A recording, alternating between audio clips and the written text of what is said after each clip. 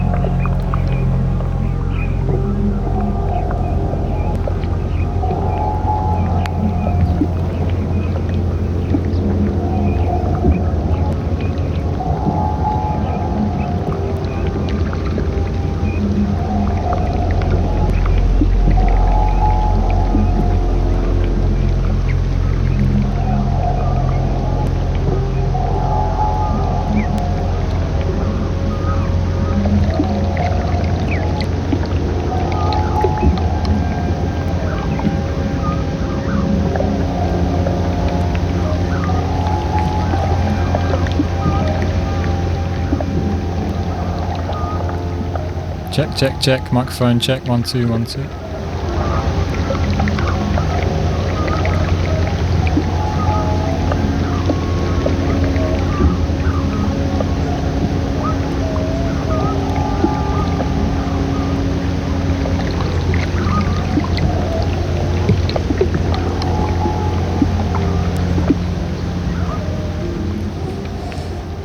Good evening, everybody. It's just gone 6 o'clock, Saturday 28th of March. You're tuned into Operator Radio. This is Süd Systeme with me, Seb H. Thank you very much for tuning in. It's much appreciated.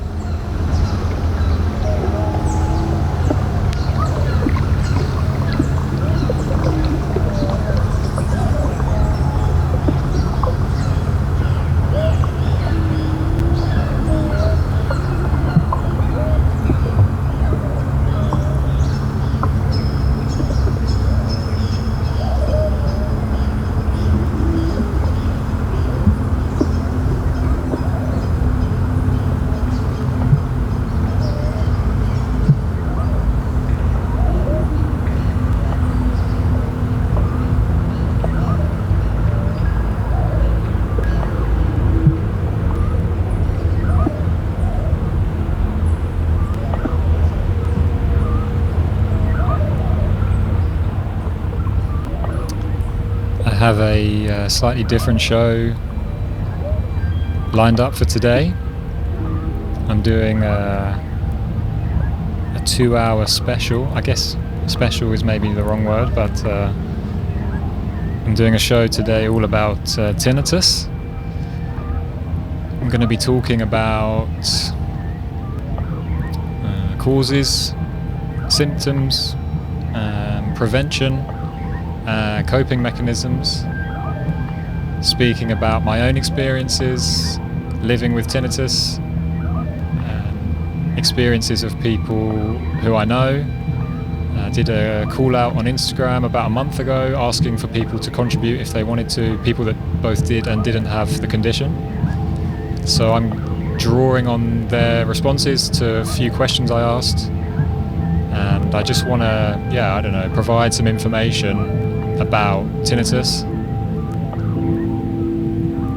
especially because I feel like it's not talked about that much, if ever, especially in music, whether you work in music or you're deeply involved in, going out to nightclubs, concerts, whatever. The risks are very real, and the symptoms and the results of that risk can be lifelong, and yet it's very rare that you ever hear anyone talk about the risks or what happens once you've got tinnitus. So I just want to shed some light, basically. I don't have all the answers, I don't know everything. I'm not claiming to be a fountain of knowledge. I just want to share kind of my own experiences and experiences of people I know.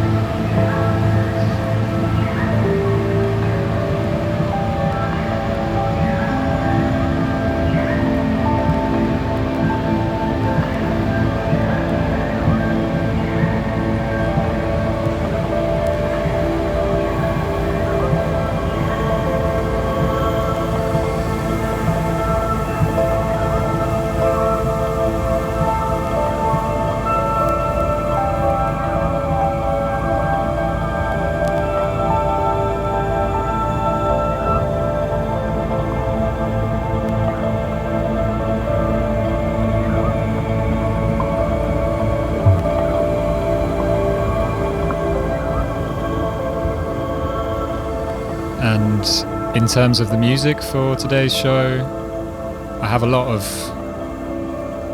ambient and drone, field recordings, that kind of thing. I thought it would be appropriate to play this kind of music on a show discussing tinnitus because a lot of people use this music to mask the sound of their tinnitus, whether that's trying to get to sleep or just trying to have a moment of peace. Ambient music is a widely used source to hide the effects of tinnitus. So if you're listening and you do have it, I hope for the next 2 hours we'll play some soothing audio mask for whatever it is that you hear.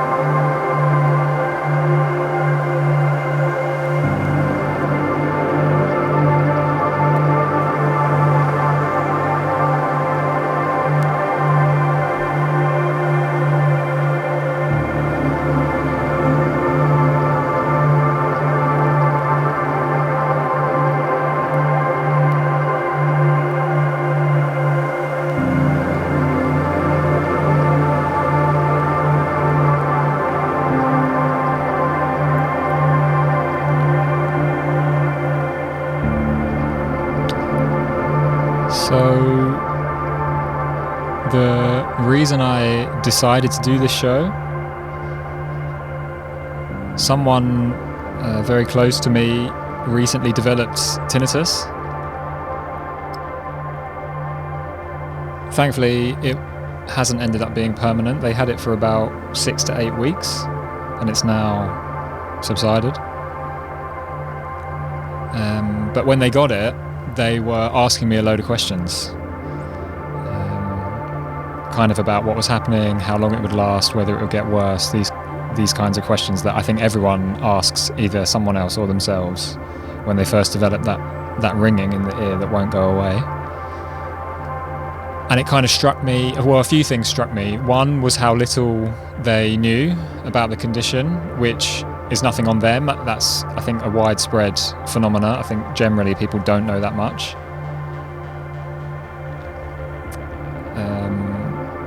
But it also made me think about my own experience when I first got it and my reaction and the difference between then and now in terms of my knowledge and understanding of the condition and how to cope with it. And then, like I said in the intro, like it struck me at how these conversations are never really that widely available. So that's why I decided to kind of put this show together. One thing I will say about my first experience of getting tinnitus, totally coincidentally, I kind of knew a little bit about the condition, or I feel like more than like usually I would have, because I'd read a book when I was writing my master's thesis for a totally different reason, but I read this book by Mac Hagood, that's Haggood, and he wrote a book called Hush, Media and Sonic Self-Control, which is all about how we in the modern world control sound around us and control how much sound we hear, and kind of the socio-economic politics of that phenomena, like people that are able to block out sound that they don't want to hear for whatever reason, compared to people in the world that are not able to do this, and how this creates some sort of like hierarchical system. It's a really, really interesting book. I would, even if you don't have tinnitus or you're not interested in tinnitus, I'd still recommend reading it. But one whole section of the book is dedicated to, he did a study of people that had this ringing in their ears and the ways that they controlled that ringing or dealt with it.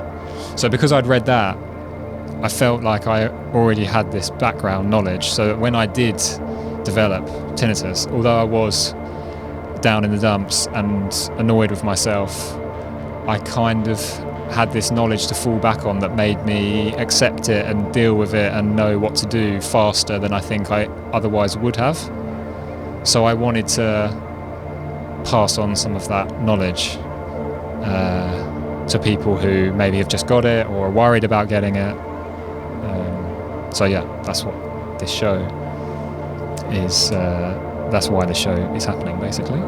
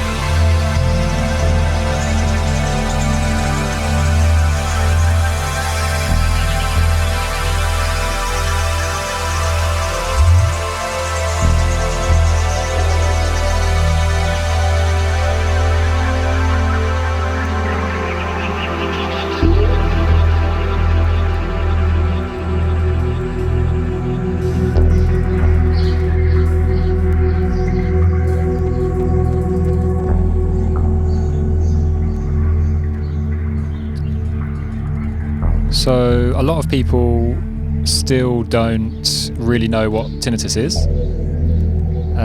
So before kind of talking about the prevention and living with it, and I thought I'd just give a bit of an explainer.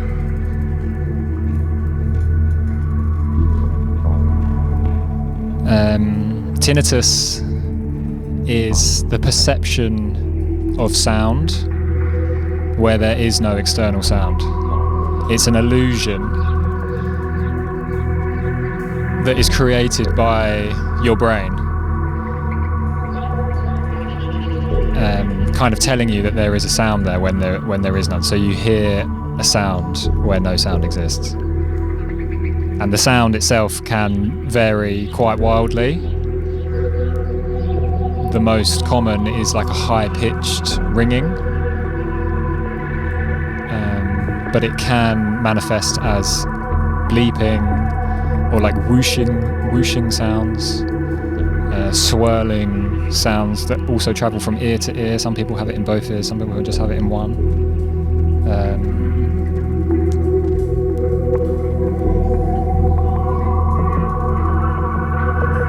And it's pretty much constant. Whether you hear it all of the time or not depends on the severity of your tinnitus. I count myself quite lucky that I have it quite mildly. So I don't hear it all the time. Like I can't hear it right now, for example, because there's music playing and stuff. But when I'm sat in silence, then I can hear it. That's pretty common. But some people literally can hear it all the time, no matter what else is going on around them. This track is about to end, so let me just switch them over and then I'll continue.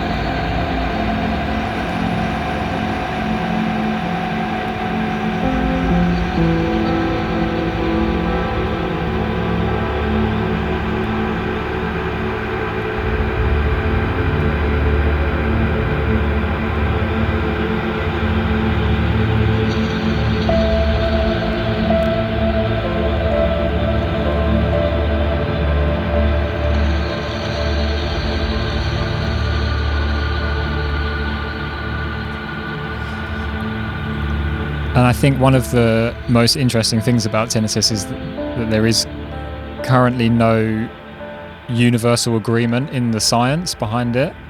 So basically we don't know what causes it. There are competing theories. And I think that goes some way to explaining A, why so few people know about it, and B, why we talk about it. Why we don't talk about it, sorry. Because, yeah, we don't fully understand. It's something that's created by the mind, and we don't understand the mind. It's one of the last remaining mysteries of the world. So that kind of, goes some way to explain the lack of communal conversation, I guess.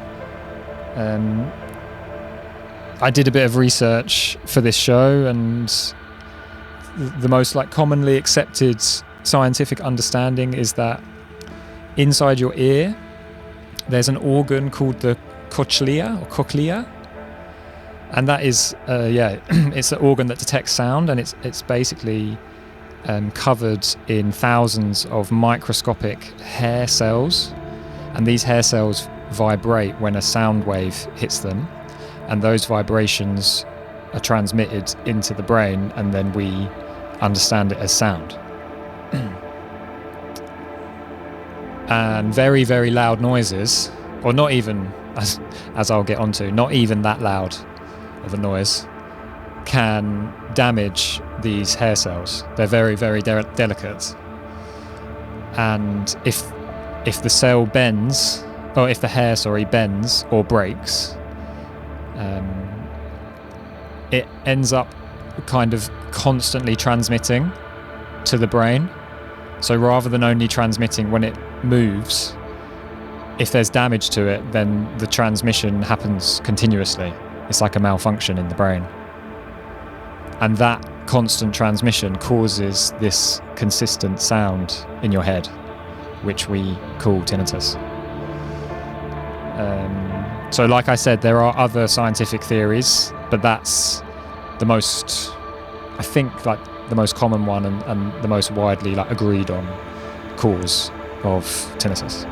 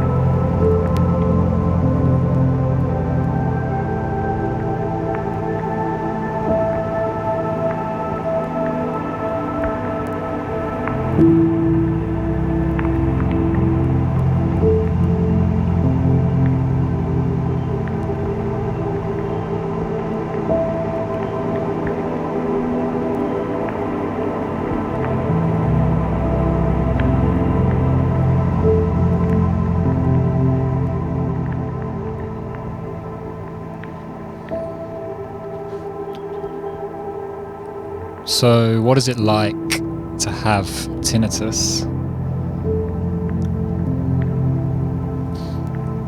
I think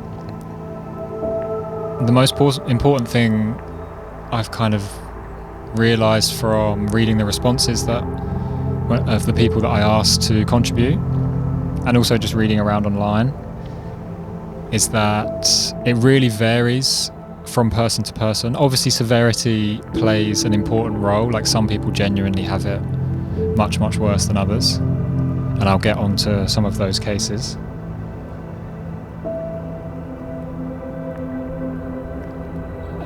But because it's in your head, and it's like a mental thing, I think your own response to the condition plays such a massive role. How you deal with it mentally can really play a huge part in how severe or how loud the sound is, and it really can vary from day to day. So some days you feel mentally strong and kind of in a good place, not anxious, not nervous, not tired.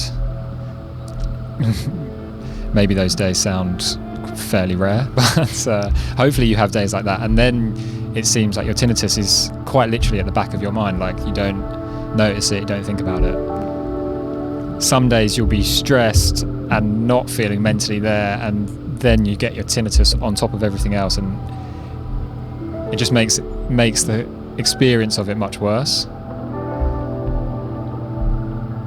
So I think it's like all mental conditions and mental health problems, like your own response can massively like change the course and the direction of it. It's not like you've broken your arm, basically, is what I'm trying to say, I guess. Like, if you break your arm, you break your arm. Like, it sucks and it hurts, and it's kind of like everyone can see it, and it's and there's like a direct way to fix it, if you know what I mean. Whereas with tinnitus, it's slightly more fluid. It's not like it's always really bad or always fine.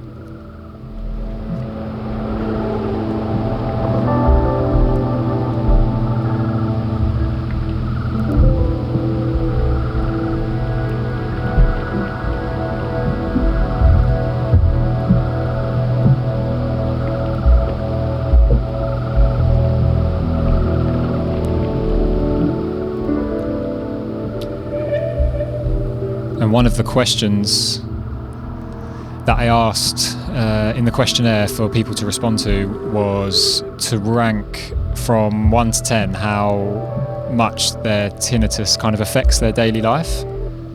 1 being they never notice it, and 10 being it's constantly there, like always. And the responses, I got about between 20 and 30 responses, so it's by no means like super specific polling. I don't know how much you can really take from it, but it's my very small sample size. But the responses ranged literally from 2 to 9, so pretty much the entire range. And that, for me, really does sum up the condition for some people, and I really feel for them. Like it really does change their life and affect it pretty much 24/7. And for others, it comes and goes.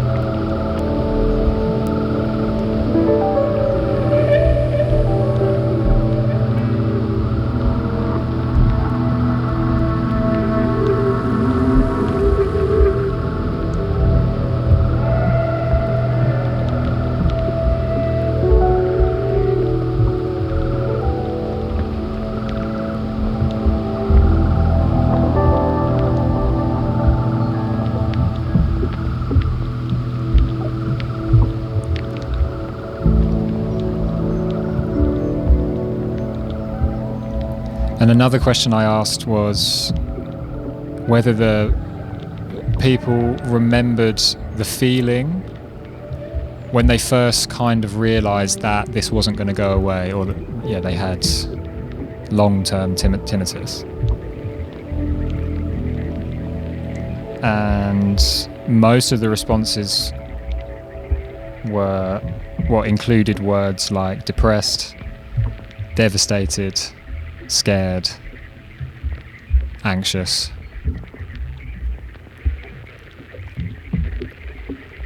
And that's totally understandable. I remember feeling pretty much exactly the same way.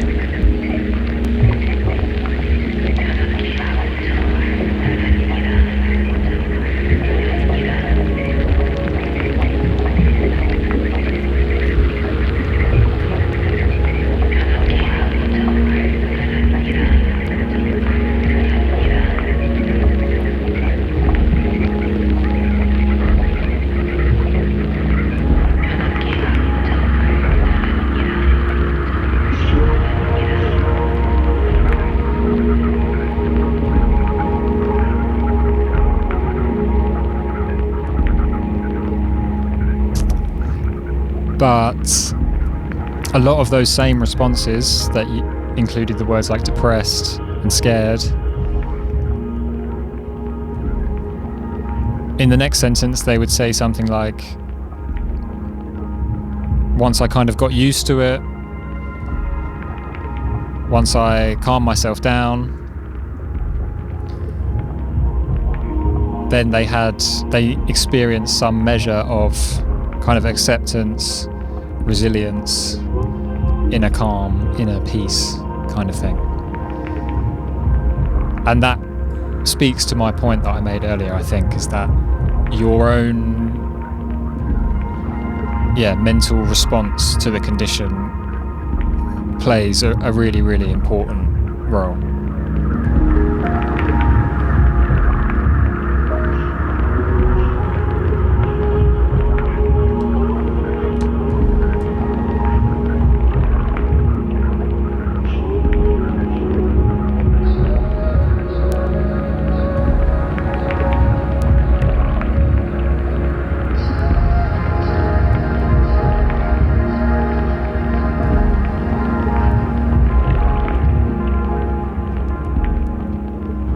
Having said that, the risks are real because it can be a lot worse, and I had responses from people who had much more severe conditions than I, and if you don't protect yourself in the right way, it really, really can happen to you. So I don't want to kind of brush tinnitus aside as something like, oh, you just kind of get used to it and then it's fine. Like, it's definitely not just like that. You can develop something called hyperacusis. I think I've pronounced that correctly. Let me check. Yes, hyperacusis, which is a severe sensitivity to kind of everyday sounds. And I spoke with a few people who have that, and it develops from, well, as far as I understand, it develops from tinnitus, or it can develop from tinnitus. Which is why it's super important to protect yourself, which we'll get onto later. But yeah, hyperacusis is really, really horrible. Like the sound of a door closing, the sound of traffic. It can be very, very specific things. It doesn't necessarily have to be everything, but there will be very specific sounds that are like painfully loud, or appear in your mind as painfully loud, and can really affect your life. So that is one of the extreme risks, and as someone that has thankfully quite mild tinnitus, it's something that I'm constantly cautious about and scared of. Like, the big thing I think everyone that's in my position has is that they don't want their tinnitus to get worse. They can kind of deal with it the way it is, and they have these coping mechanisms or whatever, but they definitely don't want it to deteriorate in any way, and that's one of the things that can happen. If anyone wants to kind of brace themselves and read about some genuine horror stories, I think it was last year, or maybe a bit before that, Mix magazine did a special edition for UK Tinnitus Week, I think is a thing now. And they had a guest editor, this guy called Seb Wheeler, who I think previously worked for the magazine as well, but he developed sudden sensorineural hearing loss, which I think is shortened to SSHL. And he wrote like a guest editorial piece about his experiences with that, and it's really terrifying, basically. But you can find it online and read it. And he talks about how he dealt with it and how he overcame it, and it like completely changed his life quite dramatically for a few years, but then he did come back from the brink and get back into doing the things he loved, like especially around music. So it has this inspirational ending to it, but the risks of what he went through are very real, and I would recommend everyone to read his piece. So that's Seb Wheeler. Just Google like Seb Wheeler Mix Mag SSHL or sudden sensorineural hearing loss, and you'll find the article.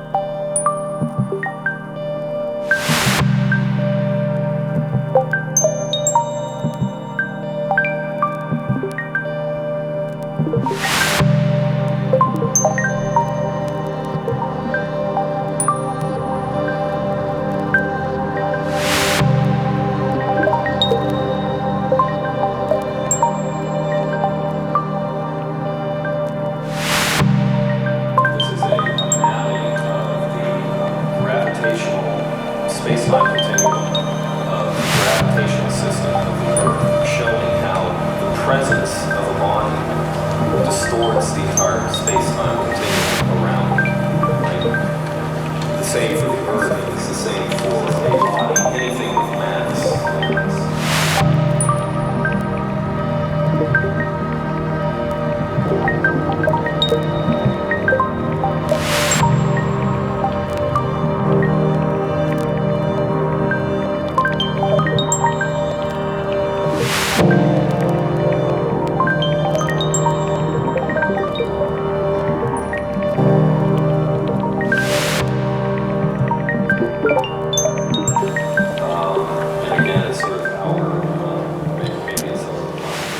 Into the second half of the show now, and in this half I want to talk more about how to avoid getting tinnitus, so how you actually get it, what volume of sound you should consider dangerous, how you protect yourself, and also I want to talk about some coping mechanisms that I've had shared with me and some kind of reflections on dealing with it if you do have it. So that's coming up in the second half of the show. This is Süd Systeme with me, Seb H, live on Operator Radio. Thank you very much for tuning in. I really appreciate it. And this one underneath right now is one of my favourite ambient tracks that I have on records. It's Grand River, on her album called Pineapple, which came out on Spazio Disponibile on Donato Dozzi and Neil's label from Rome. Really recommend checking it out. Pineapple is the name of the album.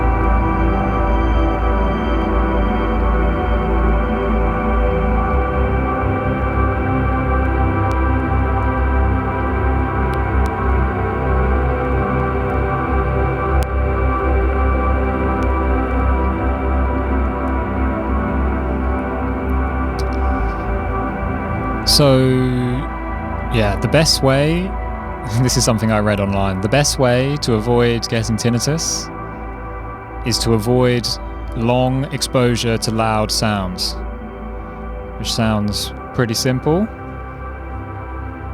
but that becomes especially difficult if you're into music in any way, like going to live music, going to nightclubs, that kind of thing. There's lots of exposure to loud sound there, which is why so many people in music have tinnitus, I guess. But I also thought it was pretty vague, because what is long exposure and what is loud sound? They're both pretty vague. And as I touched on in the first half, because tinnitus is this kind of fluid, hard to define, hard to pin down thing, it's different from person to person. I know people that go out raving pretty much every weekend, have done for 10, 15 years, never wear earplugs and have no problems. For myself, I always wore and still wear earplugs. I organised a party one time, forgot them, carried on at the party, didn't go home and get them. I just thought, it's one time, it'll be fine. And for the last 4 years, I've had that ringing in my ears. So yeah, it's different for everyone. The commonly kind of accepted number that you see a lot is 85 decibels, which is described in a number of ways. One I saw one description of it as the sound of a lawnmower, which may be helpful to some, but if you live in a city like I do, where no one really has a garden, you might not know what a lawnmower sounds like. It's kind of like the sound of traffic, I guess. So yeah, not what we would probably think as that loud. That's the remarkable thing. You can get tinnitus from noise just around you in the city if you're exposed to it for long enough without protection. Clubs kind of generally have their music set at 100. If the DJ or the sound engineer is feeling irresponsible, it can go all the way up. I've seen decibel registers hit 115, 120 decibels, which is criminally loud. So yeah, these are the types of numbers that you should be concerned about. If you know you're going to be in that environment for an extended period of time, you really need to be wearing protection.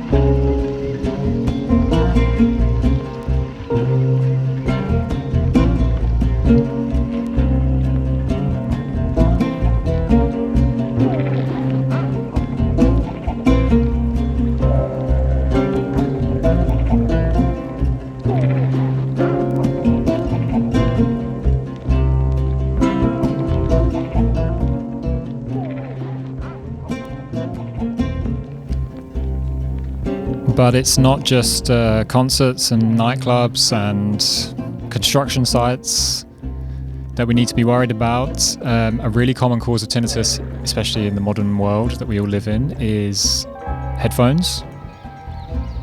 We are the AirPod generation now, and you really need to watch your volume control on that. We all know what it's like when your favourite tune comes on and you're out and about, you really want to crank it up. Actually, one of the respondents, I don't think he'll mind me saying his name, big up to Jack for this one. He told me about something I didn't know. If you have an iPhone, and I'm sure it's possible on Android as well, but I didn't know about this. If you have an iPhone and go into the settings, you can actually limit the maximum volume that you can go to with headphones connected.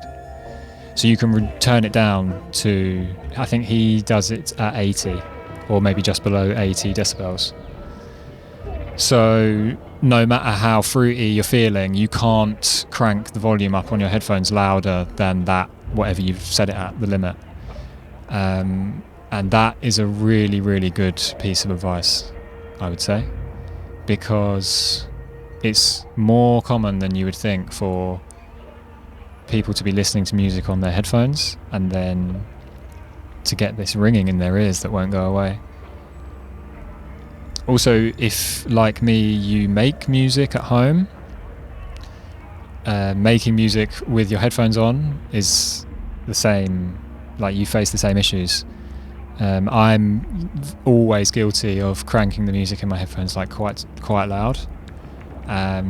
So you really want to watch out for that, give yourself breaks, give your ears breaks, and if you can, make music with speakers rather than having these headphones like clamped millimeters away from your ear, then that is always a better option.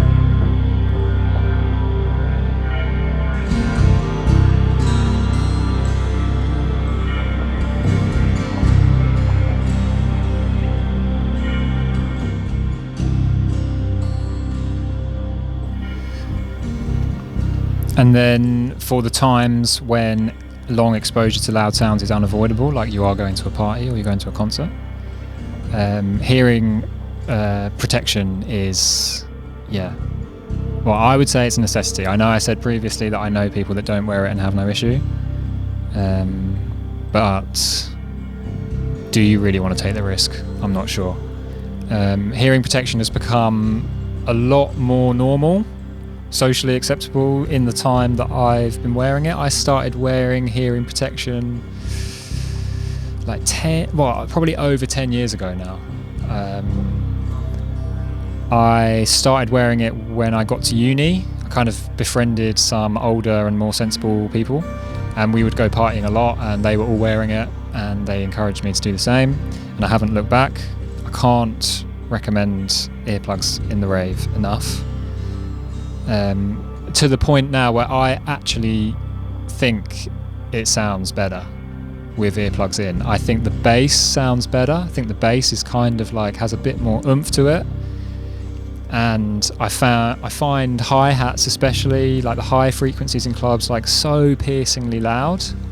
I can't imagine like not wearing earplugs now. So you get some naysayers that say like they can't do it, they can't hear the music, like there's no point wearing earplugs, like you're there to experience the music, blah blah blah.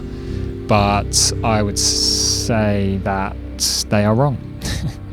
I would recommend giving it a go if you've never worn them before. And there's tons of different things on the market now, so I think some people get a little bit lost.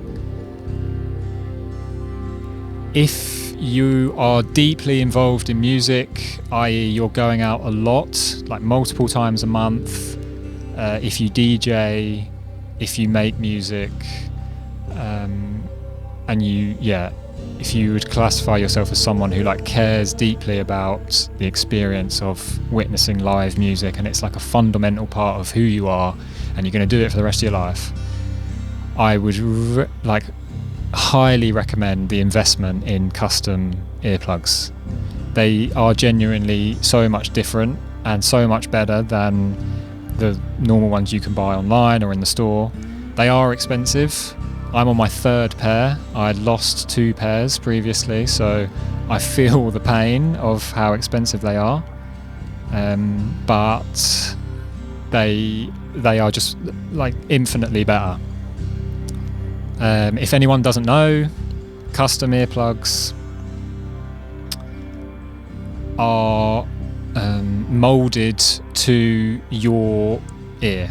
So you will go to a store, and there's a few different ways they can do it now, but they will take a mold of the inside of your ear and then make an earplug out of silicone from that mold, so that it specifically fits your ear. So you can't give them to anyone else to wear, it won't work. But the fit inside, like the, what's the word, canal? Is that the word? Canal of your ear? I'm not sure if that's right. But you know what I mean. The inside of your ear, like the fit is perfect. And that's the point. Like there's no space for sound to escape down the side of. It's like a perfect fit. It's airtight, I guess. It's probably not exactly airtight, but you get the idea. And yeah, so that is what is considered a custom earplug. And then you also get a range of filters that you can put in them. So you can get like a minus 10 dB filter, a minus 15 dB, a minus 20 dB, and these limit, or yeah, it kind of does what it says on the tin. Like if you put a minus 15 dB filter in, it reduces the volume level by 15 decibels.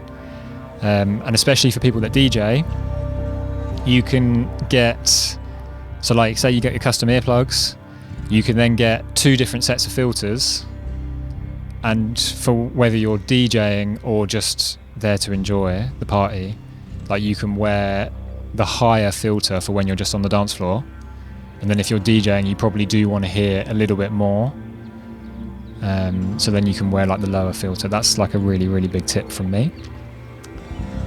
Personally, I have Ellacin is the name of the brand. It's Elacin, Ellacin. It's a Dutch company. I think they told me this when I went for the fitting, but it was a long time ago now. But I'm pretty sure I'm right in saying that whoever started Ellacin previously worked at ACS, which is kind of like, I think, the most well-known brand of earplugs. So yeah, someone worked at ACS, left, started their own company, Ellacin. The only reason that I have Ellacin is because I used to live on the Goutersingel in Rotterdam, and directly opposite my flat, I could see it from my bedroom window, they had a store, just like totally coincidentally. I previously had ACS. I lost my second pair of ACS. And then I went to this store and I walked in, and I didn't have to make an appointment. And the day I was there, they did the molds there and then. I wasn't expecting it. But yeah, they're really good. I really recommend them. There are lots of other brands. There's some brand, I can't remember what it's called, but my friend has them, where they do the mold. Oh yeah, so I should probably explain how they do the mold. So the only experience I've had of the mold is they like shoot this, what feels like expanding foam. It's this like gunky stuff. They like shoot it into your ear. It sounds like really dangerous because you're always told like not to put shit in your ear, but they're professionals, so yeah, you just let them get on with it. But yeah, they shove this stuff all into your ear, and it like completely fills your ear, and you literally cannot hear anything because they do both at the same time.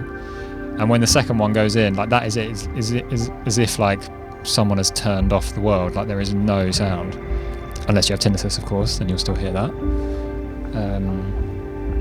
And then yeah, they let it set and they pull it out, and then they've got this mold of your ear, and then they send it to, I don't know, send it to a lab or something, and then you get your molds back. But there's another brand, and I can't remember what it's called. But if you really want to know, you can message me and I'll find out, because my friend has them, and they do it with like lasers. I want to say like I don't know exactly how they do it, but you don't have to have this like gunk. If that sounds horrible to you, there's other ways of doing it, because they do it with like, I don't want to say x-rays because that sounds a bit too much, but lasers or something, and then they make this 3D computerized version of your ear and then make the molds from that. So that sounds pretty cool. But yeah, there's tons of brands out there. But yeah, they are like I think mine were 140 euros or 150 euros. But I got mine 4 years ago now. So they could have gone, I haven't checked the prices since then, so they have probably gone up. Everything goes up. So yeah, they are an investment. I think worth it. You only have one set of ears, and the microscopic hair cells on the inside of your ear, once they are broken, they ain't coming back. So I think it's a worthy investment. I understand that some people it's out of reach or whatever. So there's plenty of other alternatives. I actually had at the school they used to have this like vending machine type thing where you'd put in €2 and you'd get these earplugs come out that came in these like little plastic spheres. Maybe people that went to the club also had them. They recognised the story. And they were sick. They were amazing. I used them a lot I had them for like over a year and would use them all the time. And the big difference for me between the non-custom and the custom is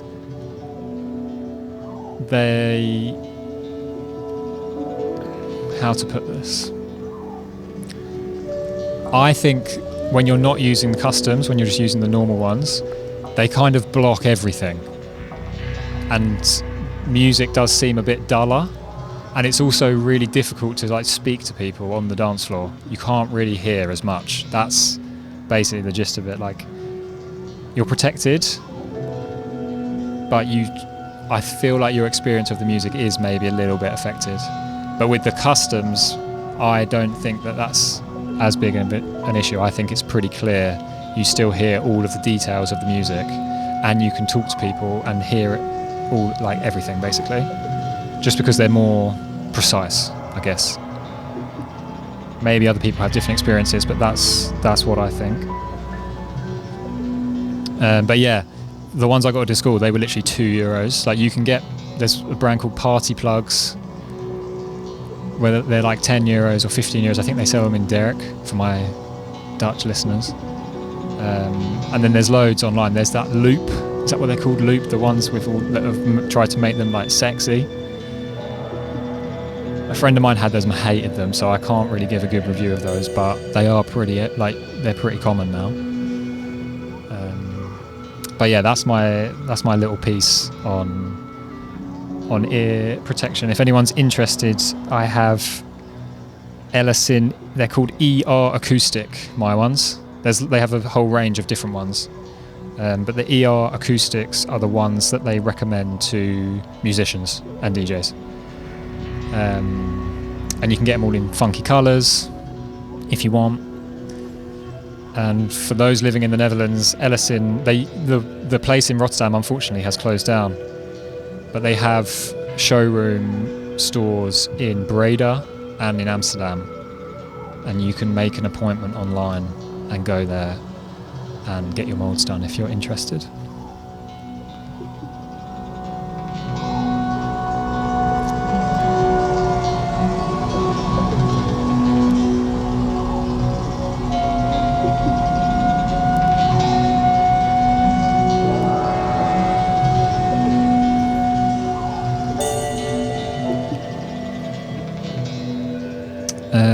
Other tips to do with ear protection is, if you are wearing them, then you should put them in before you get onto the dance floor, because you want your ears to be protected from them, like before you get to the loud noise.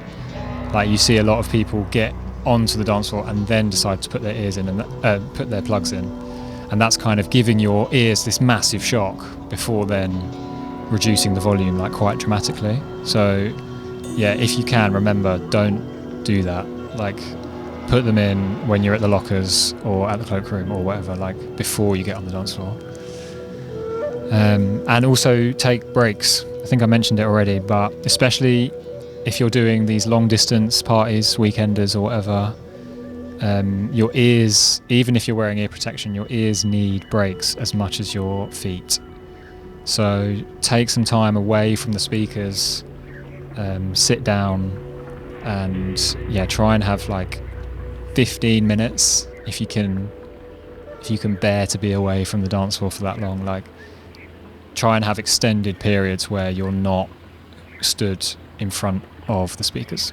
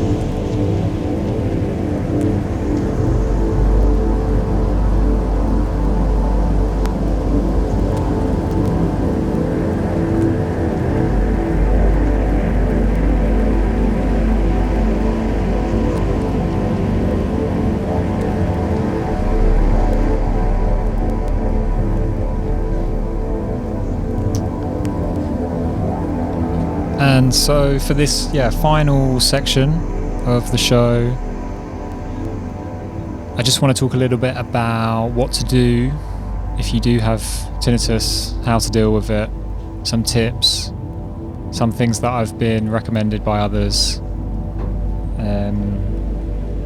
I guess something that I touched on previously in the first half, but the kind of main message for me is like, as much as you can, try not to fight it, because I feel the more you think about it, worry about it, let it like consume you, then the worse it kind of gets and the louder the noise appears. This is my experience anyway. So find some way to accept it, or find ways to mask it so that it's not on your mind. And there are different ways of doing both of those things. One thing that was recommended to me also by Jack, who recommended the headphone limit volume thing, big up Jack,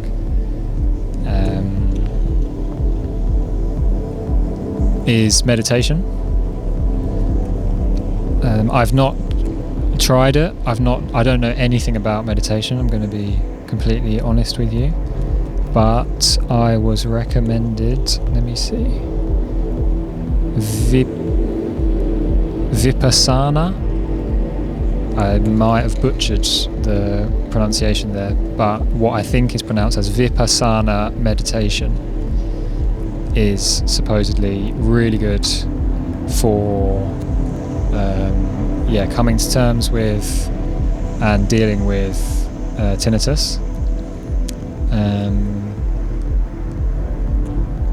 But although I've not done that myself, one thing that Jack also mentioned when talking about this meditation thing is that in doing this, he's kind of come to accept his tinnitus to such a level that it's not a positive but a benefit to him. And this is something that I really resonate with and I think is really interesting, because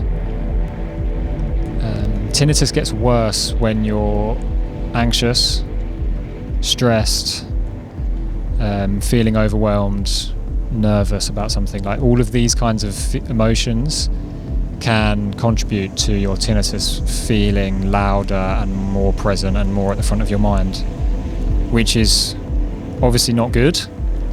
But if you flip it,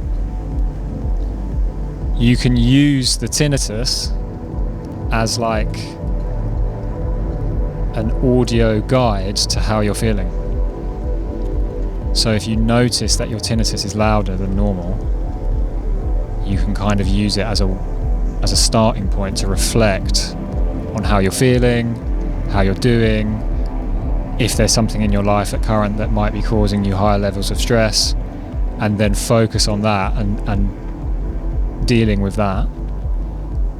And then as a secondary thing, like your tinnitus will then move again to the back of your mind. So I think that's a really positive and beneficial way of thinking about tinnitus,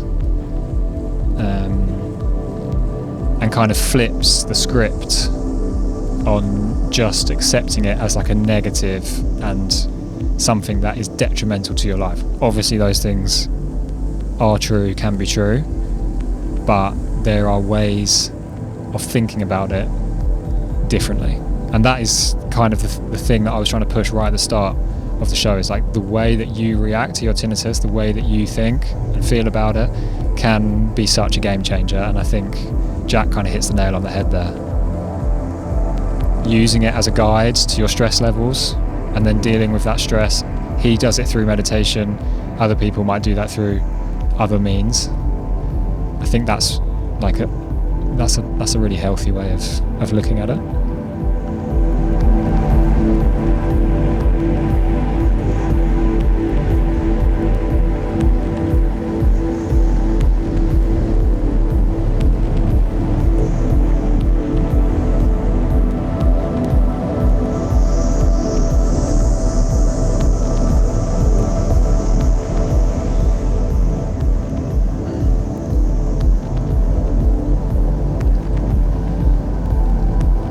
Other things that people do, as I've mentioned a couple times already, is mask the sound.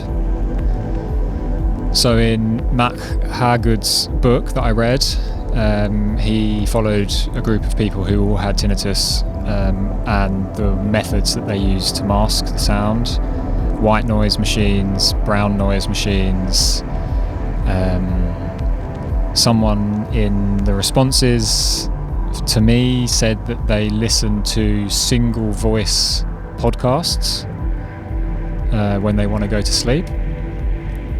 So yeah, just like the consistent sound of just a single voice, rather than if you have like 2 or 3 people talking, that like helps them like soothe away the tinnitus and get to sleep and stuff. Ambient music, world like field recordings, the kind of music that I've been playing on this show, like a lot of people use those, and there are whole like playlists and forums out there for people discovering that kind of sound. There's also like there's websites you can go on where they just play like rainforest sounds, like that have been actually recorded from around the world, not like AI generated bullshit. But yeah, you can just play like continuous rainforest or continuous stormy night or continuous fireplace, that kind of thing.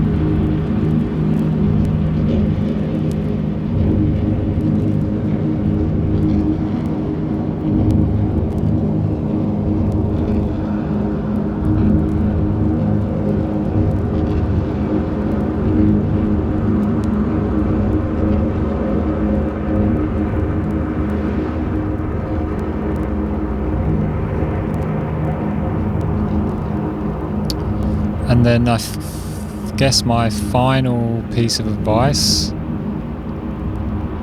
is to talk to people.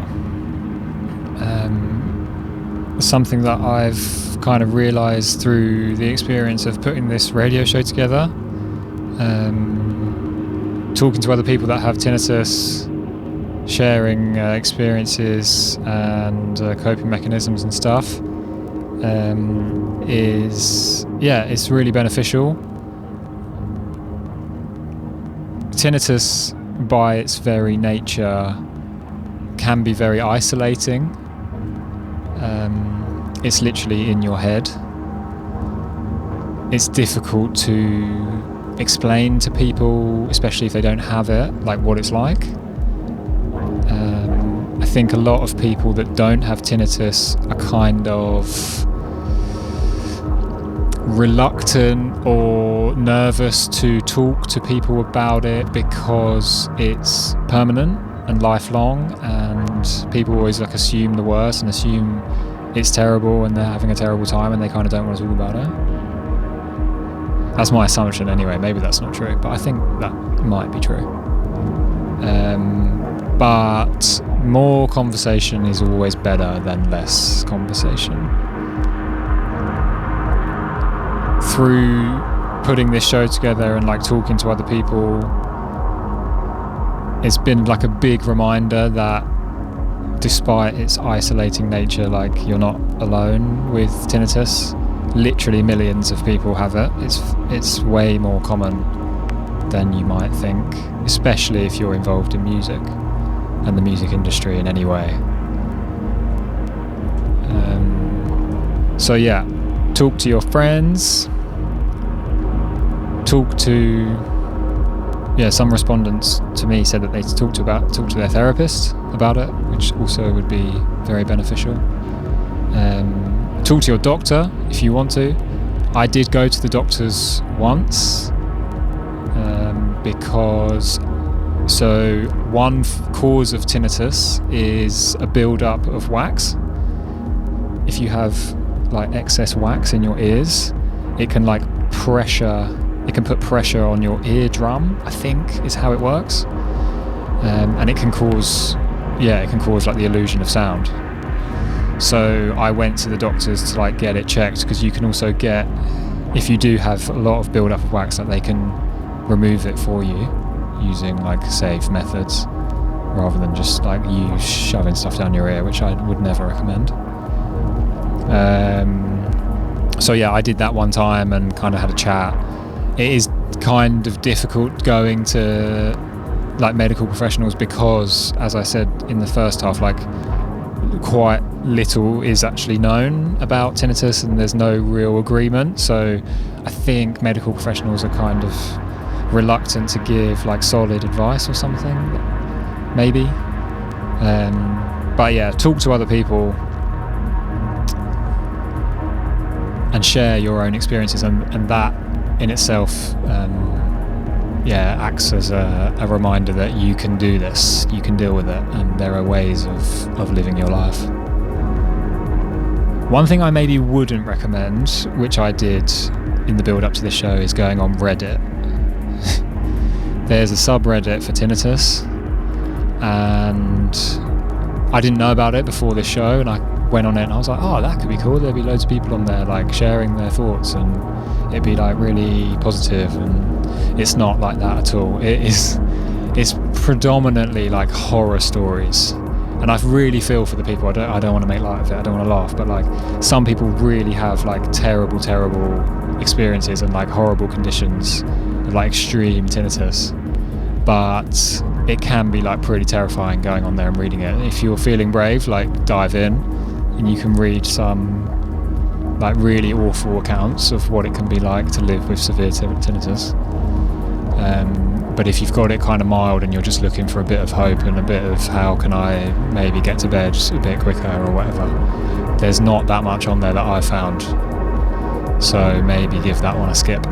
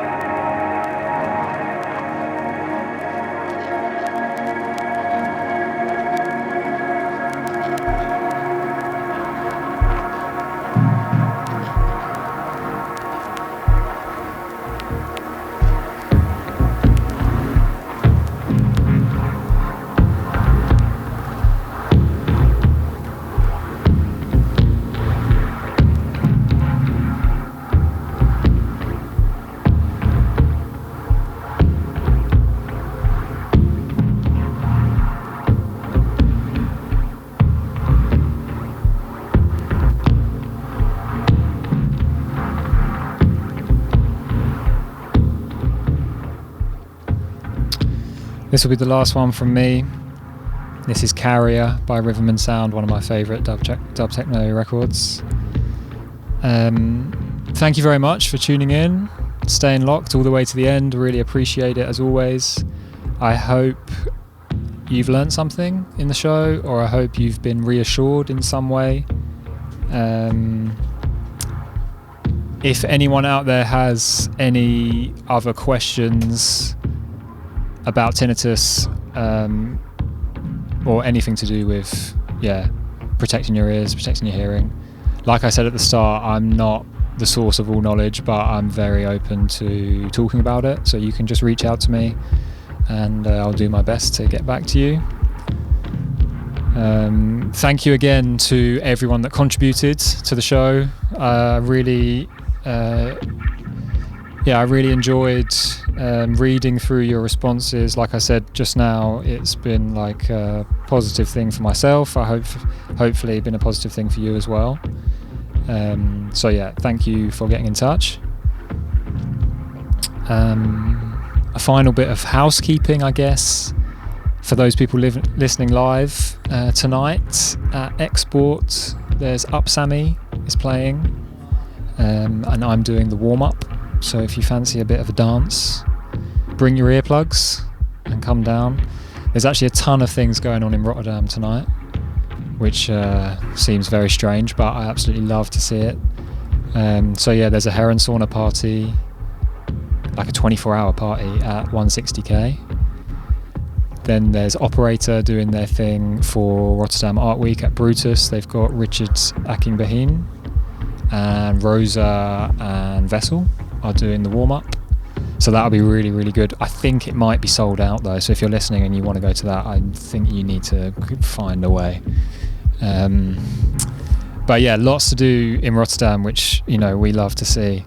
So yeah, make sure you have hearing protection and go out there and enjoy yourself. Have a wonderful weekend. I'll be back in 2 months. With another show. I'm not sure on what yet, but we shall see. This is Seb H signing out, Operator Radio.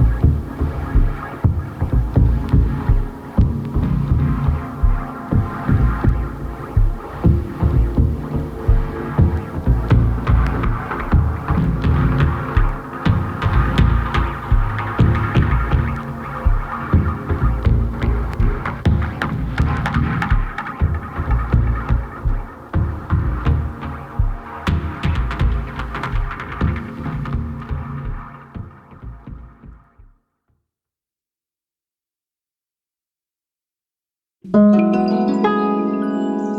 are now listening to Operator.